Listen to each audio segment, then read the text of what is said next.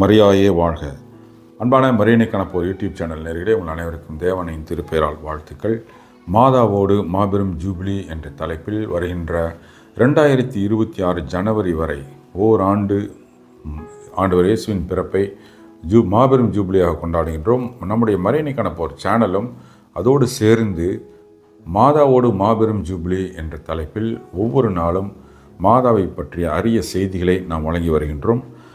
அந்த வகையில் முதல் வாரத்தில் மாதாவுடைய அமல உற்பவத்தை பற்றி நாம் செய்திகளை வழங்கினோம்.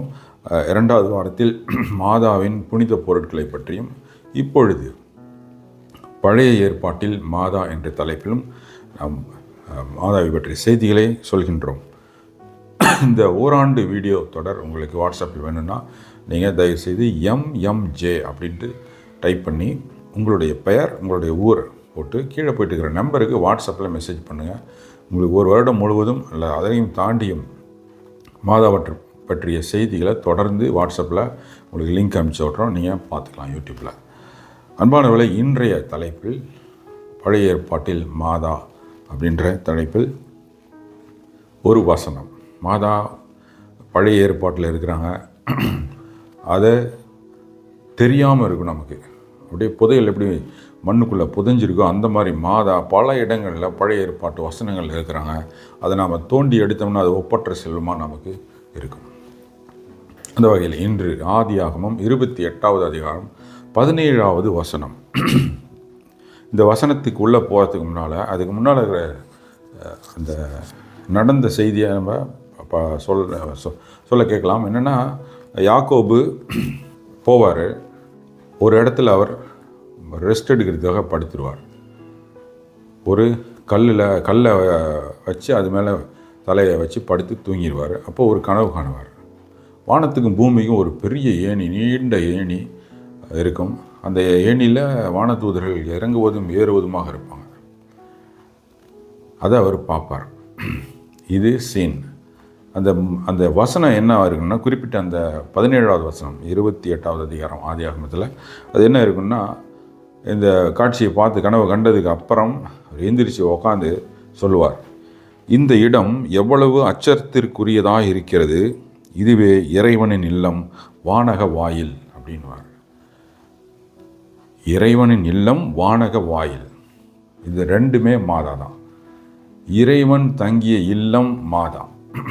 மாதா வயிற்றில் தான் ஆண்டவர் 10 மாதம் தங்கியிருந்தார். அப்போ இதுவே இறைவனின் இல்லம், கடவுளின் இல்லமாக மாதா இருக்கின்றார். வானக வாயில், மாதா வானகத்தினுடைய வாயில், மோட்சத்திற்கு போகக்கூடிய வாயிலாக இருக்காங்க, ஏணிப்படியாக இருக்கிறாங்க. இன்னொரு அந்த காட்சியில் கண்ட பிரகாரம் அவங்க ஏணிப்படியாக இருக்கிறாங்க. எப்படி ஏணிப்படியாக இருக்கிறாங்கன்னா, கடவுள் ஆண்டவராகிய இயேசு வானகத்திலிருந்து இறங்கி வந்த ஏணிப்படி தான் மாதா. மாதா வழியாக தான் ஆண்டவர் வந்தார். வந்துட்டு நம்மளெல்லாம் மீட்கிறார். நாம் அந்த ஏணிப்படி வழியாக மோட்சத்திற்கு போகின்றோம். அப்போ மாதா ஏணியாக இருக்கிறாங்க. இந்த ஆதியாகமம் 28வது அதிகாரம் 17வது வசனத்தில் இந்த ஏணி வழியாகத்தான் ஆண்டவர் இயேசு எப்படி மேலிருந்து இறங்கி வந்தாரோ, நாமும் மாதா என்ற ஏணி வழியாகத்தான் மோட்சத்திற்கு போக முடியும். இது வானக வாயிலாக இருக்கிறாங்க மாதா. மாதா தான் கேட் ஆஃப் ஹெவனாக இருக்கிறாங்க மாதா. அந்த கேட்டு வழியாக தான் நாம் போக முடியும், வேறு வாயில் நமக்கு கிடையாது. ஏன்னா அந்த கேட்டு வழியாகத்தான் கடவுளே வந்தார்.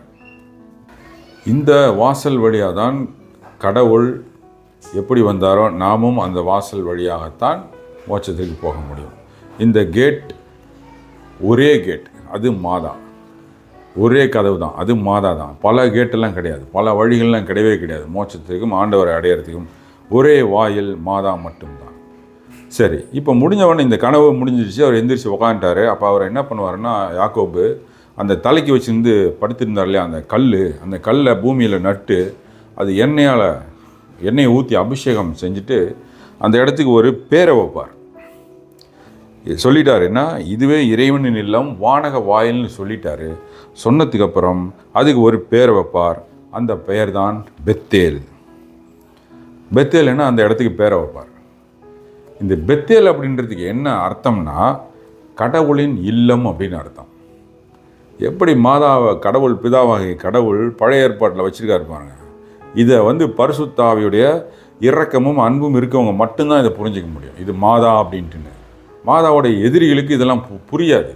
இது எப்படி பாபிலோன் கோபுரத்தை கட்டுறப்ப அவங்க மொழியை மாற்றி விட்டு அவங்களுடைய செயல்களெல்லாம் கடவுள் மாற்றி விட்டாரோ, அந்த மாதிரி இந்த மாதாவுடைய எதிரிகளுக்கு இந்த மாதிரி வசனத்தை புரிய வைக்காம முடியாத மாதிரி கண்ணை மூடிட்டார் போல இருக்குது. கடவுள் கண்ணை மூடிட்டார். ஏன்னா அவங்க மாதாவை ஏற்றுக்கிறது இல்லை இல்லையா? அதனால் உனக்கு சாபம் போ, இதெல்லாம் புரியாது உனக்குன்ற மாதிரி புரியாமல் விட்டுறது. அப்போ பெத்தேல் அப்படின்னா கடவுளின் இல்லம். கடவுள் எங்கே தங்கினார்? மாதா வயிற்றில். அப்போ மாதா கடவுளின் இல்லமாக இருக்காங்க. அப்போ பாருங்கள், பிதாவாகிய கடவுள் மாதாவை எந்தெந்த விதத்தில் மகிமை செய்ய முடியுமோ அந்தந்த விதத்தில் பழைய ஏற்பாட்டில் வச்சுருக்கார். அப்படிப்பட்ட வசனம்தான் இந்த ஆதியாகமம் 28வது அதிகாரம் 17வது வசனம். வானக வாயில் ஏணிப்படி கடவுளின் இல்லம் மாதா. அன்பானவர்களே, இந்த வீடியோவை எல்லாருக்கும் ஷேர் செய்யுங்கள். மாதா பற்றிய இந்த செய்தியை எல்லாருக்கும் நீங்கள் பரப்புங்கள். தேவதாயின் மாசற்ற இதயம் போற்றி வணங்கப்படுவதாக.